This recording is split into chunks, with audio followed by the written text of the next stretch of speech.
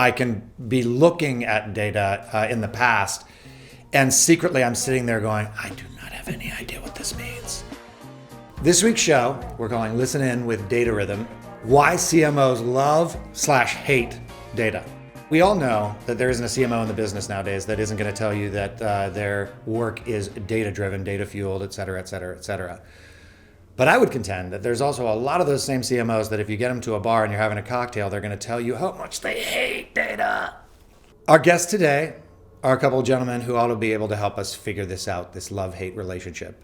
Chris Strawser, who's the VP of Products and Technology at Ayzenberg, and Ben Tiernan, who is the founder of Sepulveda Partners. Why should CMOs today love data, but also why might they hate it? CMOs love data because you're supposed to. I mean, data is supposed to mean something. I think we all intuitively understand that if you know more about something, in this case, a consumer, you should be able to better service them or connect with them or engage with them. And so I think that that's why, at the executive level, there's always this pursuit of data because it's just the thought that the more we know about who we're trying to reach, we should be able to reach more effectively. The problem with it is that you can't just collect a bunch of data and have it mean anything. It's just data. It doesn't do anything until you tell it to, right? Or you see something in it. And you have to pull those insights out. And that's why we, created Datarithm. I think that people, data-driven is kind of been a theme over the last several years, but I think it should really be insight-driven. I think you want to always be after the insights, not necessarily the data. The data is where you start because you need it, but that's certainly not where it ends. Data in and of itself is not the end goal, right? It's kind of the promises of collecting that data and doing something with it. What we're looking for, as Chris said, are the things that you can do. You can get insights, you can build automation, you can do predictions. There's all these capabilities that come with successfully wrangling, collecting, organizing that data to do better business. I actually had this interaction on LinkedIn just the last couple of days with someone who had a posting that basically said, you could do ad tracking, or the alternative is you could make good advertising. And, it was obviously an aggressive kind of, posting, but it got me thinking about how the end goal really, like any time that we're spending money on advertising, dollars on advertising, that isn't reaching the right people, that's a waste of money, right? I think that's where people were at before. They had enough data to have a fuzzy idea about what this consumer journey thing was. And they were just kind of making a lot of assumptions to fill it all in. But now we've got systems in place that help us to actually say, no, we know this is exactly what happens. Now, obviously, it's not linear, but you can still make sense of it because you're not drawing all of those conclusions or assumptions. You're actually using the data to verify what is real about that journey, and then figure out how to be much more effective in engaging them all along the way with all those touch points. So yeah, predictive analytics is actually a real thing now in marketing. You're actually kind of creating a much deeper level of affinity through each touch point because you're doing it much more effectively because you know what got them to that place with you in that moment. And once you have that, then you're on to something, that's really golden. And I think that's what everyone's after right now. Why now? Why re-enter the space, looking at a new product like Datarithm? Why is now the time, and what is the unique opportunity? So it's really hard to love something you fear. And I think that what we're coming up with now, just in terms of marketing technology in general, not us specifically, the solutions that are being put in place and developed really take the fear out of data because it's much more approachable and accessible. It's more efficient. It comes to fruition much faster. And you're able to derive, because of all of that, much more specific and valuable insights about your consumer, whoever you're trying to reach. And because that's what this is all about, what we really set out to do was to kind of remove that element of trepidation about either the data itself or the process, or what may go into making this thing real in an organization. That's why we built what we built. And I think a lot of marketing technologists, they take the same angle. Now that we have the kind of artificial intelligence in place and the other kind of technologies that we can integrate available to us, we're actually able to get to that place really much faster than we were before. But in so doing, making sure from the get-go that the entire thing feels like it should be enjoyable. And this is really going to help us, and we can see why.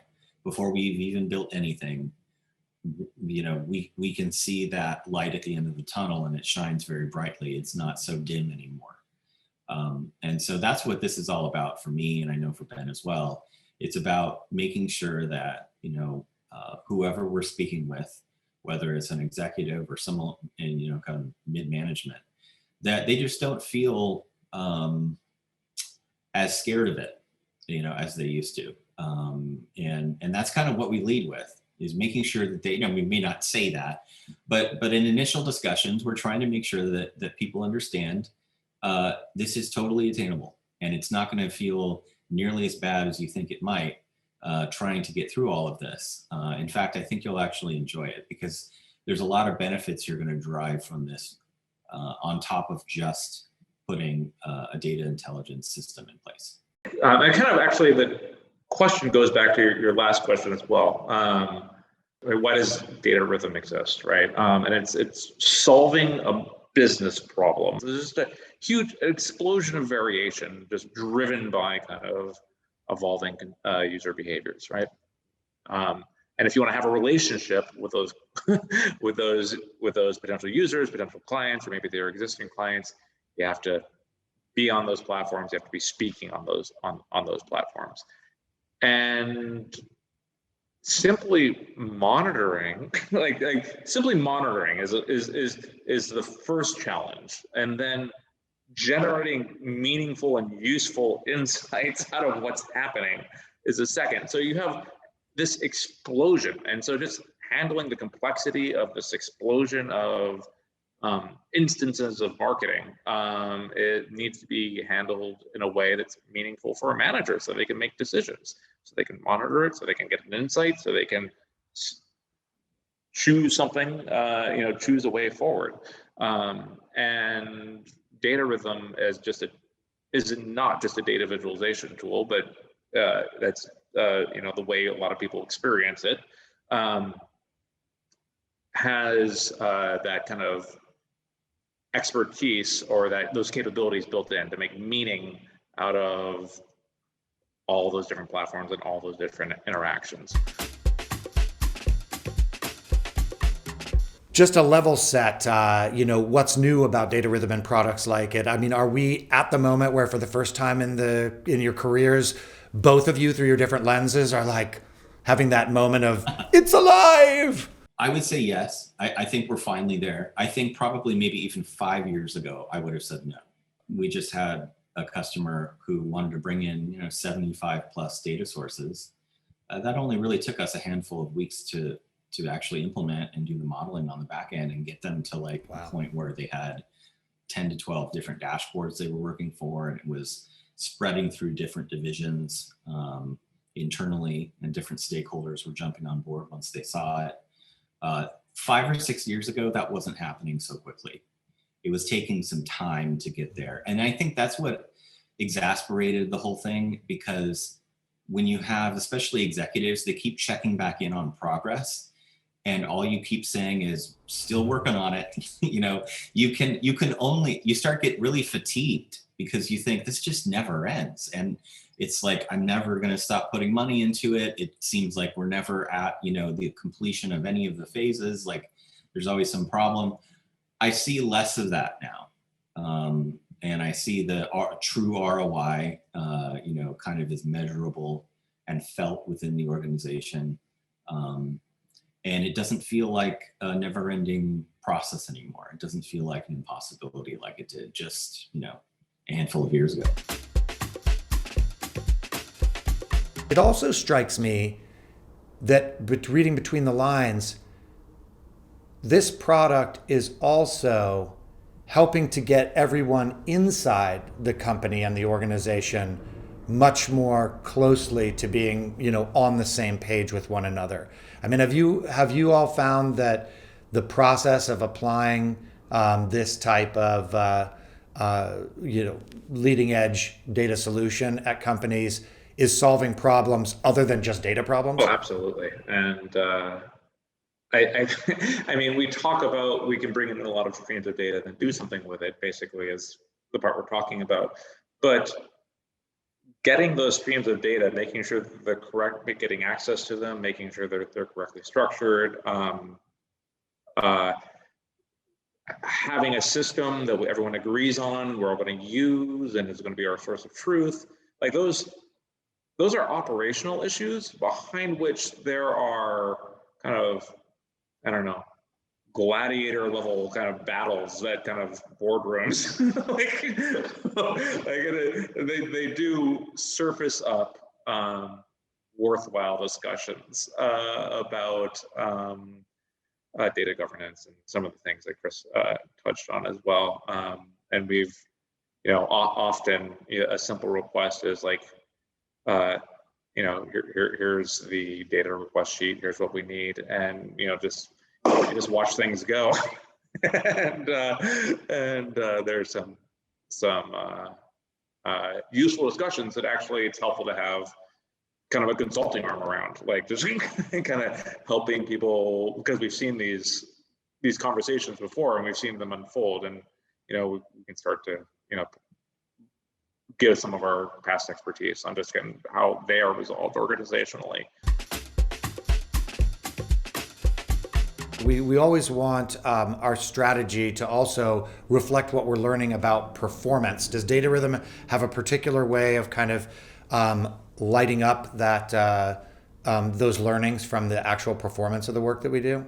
Yeah, so that's a big part of it, actually. You want to measure that performance. You want to also understand, if you're running certain kinds of content through, a certain kind of social platform, maybe like Instagram, that's very kind of visual and image heavy.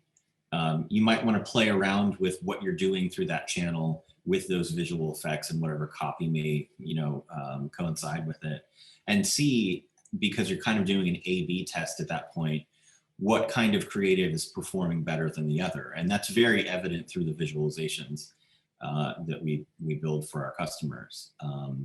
So that has to be a part of your process and your analysis, for sure. Well, I'm in love, and I think I can feel the love of CMOs all over the world. Great, thanks guys. Yeah, thanks.